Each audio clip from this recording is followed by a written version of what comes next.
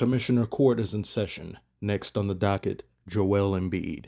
I haven't talked about this man in quite some time. I erected a brittle shrine of malcontent in his honor. Why are you hating on Embiid? He put his body on the line for the 70s. Oh, I'm gonna take your keyboard. I'm gonna dust it up real nice. Turn that sumbitch sideways and stick it so far up your candy ass that you'll be throwing up key button spelling proctologist!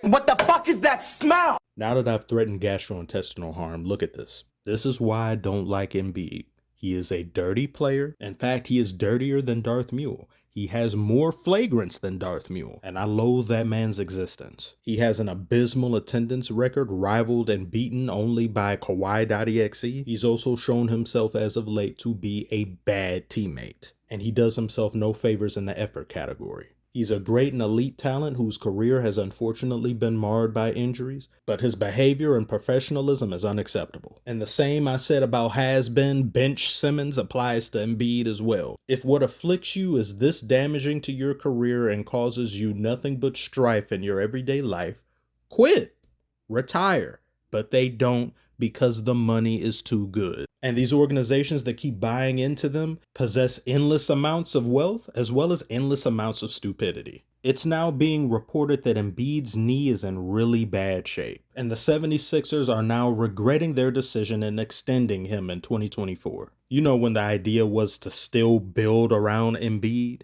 Despite all the writing on the walls, the windshield, the writing in the sky saying, don't do this, it's time to abort mission. Then Embiid says this is a business that's all about the results.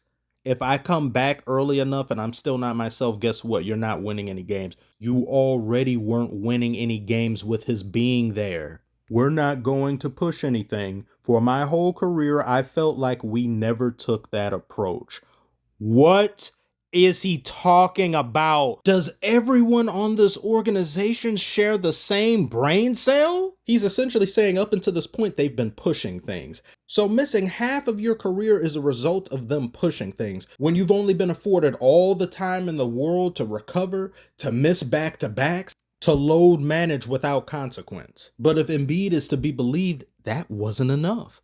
He should have load managed more. Rubbish. Straight rubbish. I don't believe it. It's counterintuitive to logic. Imagine having to play alongside a player who's the embodiment of Murphy's Law. What can go wrong will go wrong. And then actually expecting to contend, to have a deep playoff push, when this man has yet to appear in a single conference finals. Well, that's because he was injured, right? What about 2019? Was he injured then? Or did he simply underperform in the fourth quarter and shit the bed like he always does? And my guy, Kawhi, he's a programmed killer. Unfortunately, availability isn't in his programming. That patch is still in development. Only in the NBA can you continue to get paid based off what you could probably, maybe, kinda sorta do if all the stars align, despite never showing anything recently in the way of consistency to appear. He began his NBA career as a locked character. He was in a sarcophagus for 2 straight seasons. And in his first technical year, he played only 62% of those games. I guess that's better than nothing. But the very next year, 19, then 18, then 22, then 21, that's not good. That's not worth max money. That's not a player you build around ever. Oh, and I forgot he's in an inferior conference. So in an inferior conference, you still couldn't make a conference finals. Imagine if Embiid was drafted out west. He'd still probably have more playoff games played than Zion, but still, that's not saying much. That's saying nothing, actually. How the 76ers have been handling Embiid is untenable.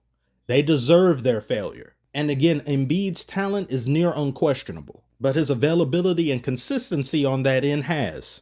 After 10 years of this, it's time to bite the bullet and realize this is a lost cause. I don't even know if they can trade Embiid at this point, because what team in the league would be willing to give up assets for a star that's missed half of their career while load managing extensively? 76ers should just be happy they have Tyrese Maxey, but that process era has been an abysmal failure. I think they wanted something out of it. They wanted to at least say, hey, look, we have a finals appearance. Hey, look, we have an elite contending team season after season, but you don't. You simply do not. There'll be some to say I'm being too harsh and think about everything Embiid's done for us. What do you have to show for it? He has an MVP, and that isn't a team award. If you think I'm wrong, share your thoughts in the comments. Tell me what you think of this situation. The Discord link is in the description if you care to join and chat with many others in the Dynaverse. Patreon in the description as well. So yeah, like and subscribe. Thank you all. I'll see you on the next one.